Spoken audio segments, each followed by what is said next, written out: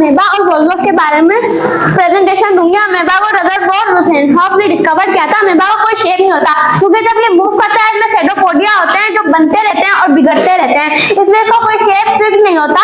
Amoeba का size 0.25 millimetre होता है। यहाँ पर जो आउटर मेम्ब्रेन सराउंडेड होती है उसे प्लाज्मा लेमा कहा जाता है। मतलब कि अमेबा के बाहर जो आउटर मेम्ब्रेन सराउंडेड होती है उसे प्लाज्मा लेमा कहा जाता है। और जो एक्टोप्लाज्म है, और जो एंडोप्लाज्म है, एक्टोप्लाज्म होता है जो बाहर की तरफ होता है, जो एंडोप्लाज्म होता है वो अंदर की तरफ होता है। इसके अलावा जो साइटोप्लाज्म यहाँ मौजूद होते हैं वो दो पोर्शन में डिफरेंशिएट होते हैं। एक होता है आउटर एक्टोप्लाज्म और एक होता है इनर एंडोप्लाज्म। आउटर एक्टोप्लाज्म वो होता है आउटर सेडोपोडिया वाले पोर्शन में जाकर हेलन टेप का फॉर्मेशन करता है और हेलन टेप का फॉर्मेशन करता है। इसके अलावा जो सेंटर पोर्शन है एंडोप्लाज्म में आपको बहुत सारे स्ट्रक्चर देखने को मिलेंगे, जैसे न्यूक्लियस हो गया, वाटर ग्लोबल्स हो गया, फूड वैक्यूल्स हो गया और बहुत सारे स्ट्रक्चर्स, कॉन्ट्रैक्टाइल वैक्यूल्स हो गया। और अमेबा अपनी फ्लोरिटी भी शो करता है। Amoeba found in bottom of mud and shallow pond and any stagnant water.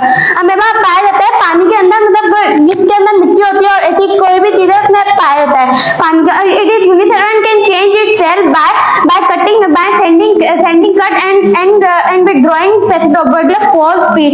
ये यूनिसेलुलर और अपनी शेप बदल सकता है। जो मूवमेंट ये करता है ये सेडोपोडिया की हेल्प से करता है। इसके अलावा यहाँ पर जो मूवमेंट होती है इसे अमेबॉइड मूवमेंट भी कहा जाता है। अमेबा जो मूवमेंट करता है ये अमेबॉइड, इसके मूवमेंट को अमेबॉइड मूवमेंट भी कहा जाता है। अमेबा कार्निवोरस भी होता है। इसके अंदर सेडोपोडिया की हेल्प से मूवमेंट करता है। फूड वैक्यूल्स उसको बोलते हैं जो अमेबा अपने अंदर फूड भी स्टोर करता है। अमेबा के अंदर न्यूक्लियस भी होता है, लाइसोसोम भी होता है, कॉन्ट्रैक्टाइल वैक्यूल्स भी होता है, सेल मेम्ब्रेन भी होता है, माइटोकॉन्ड्रिया और फूड ड्रॉपलेट भी होता है। ये यूनिसेलुलर ऑर्गेनिज्म होता है। इसकी रेगुलर शेप होती है। इसके ऊपर सेल मेम्ब्रेन मौजूद होता है और सेल मेम्ब्रेन के जरिए से ये इसके अंदर जाता है और सेल मेम्ब्रेन इसके अंदर मौजूद पानी को भी बचा रहा होता है। अमेबा में साइटोप्लाज्म होता है। अमेबा साइटोप्लाज्म जो कि हेल्प करता है मॉलिक्यूल्स के मूवमेंट में। मॉलिक्यूल के जो आउटर पार्ट होता है साइटोप्लाज्म का, वो क्लियर होता है, मींस कि वो ट्रांसपेरेंट होता है। अब आ जाते हैं वोल्वस पे। वोल्वस को एंटनी वॉन लीeuwenhoek ने 1700 में डिस्कवर किया था। वोल्वस हमारे पास एग्जांपल होती है ऑर्गेनिजम्स की कॉलोनियल फॉर्म में। यहाँ पर जो ऑर्गेनिजम्स हैं वो आपस में एक दूसरे के साथ कॉलोनी बनाते हैं और ऑलमोस्ट ये कॉलोनी होती है 50,000 या फिर उससे भी ज्यादा हो सकती है। ओके, यहाँ पर हर सेल इंडिविजुअल परफॉर्म करता है, कोई भी किसी पर डिपेंडेंट नहीं होता, कोई भी सेल किसी दूसरे सेल पे डिपेंडेंट नहीं होता। फिर यहाँ पे हमें दिया गया है फ्लैजिला के थ्रू ये लोकोमोशन करता है और लोकोमोशन फ्लैजिला के थ्रू। और वोल्वस की जो बॉडी होती है, वोल्वस की जो बॉडी की मूवमेंट होती है वो फ्लैजिला के जरिए से ही होती है। मतलब ये जो बॉडी की मूवमेंट करता है ये फ्लैजिला के जरिए करता है। और इसके बाद आता है इसकी आई पोर्ट भी होती है, इसकी आई भी ये देख भी सकता है। और क्लोरोप्लास्ट, इसके अंदर क्लोरोप्लास्ट आ जाता है। ये ग्रीन कलर का नजर आ रहा है क्योंकि इसमें क्लोरोप्लास्ट मौजूद होता है। इस वजह से हम इसे ग्रीन अलजी भी बोलते हैं, ग्रीन अलजी भी कहते हैं।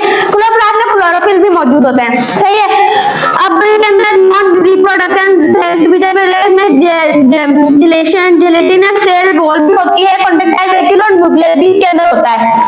उसके बाद वोल्वस सिर्फ आपको फ्रेश वाटर के अंदर मिलेगा, आपको मरीन वाटर के अंदर वोल्वस नहीं मिलेगा। इसमें different type of cell wall होती है जो बॉडी के इंटरनल पार्ट को प्रोटेक्ट कर रही है। इसके बाद जो बॉडी के इंटरनल पार्ट को प्रोटेक्ट कर रही होती है, ह्यूमन के लिए बिल्कुल सेफ होता है क्योंकि इसके अंदर किसी भी तरह का टॉक्सिन मौजूद नहीं होता। ह्यूमन के लिए बिल्कुल सेफ होता है ये।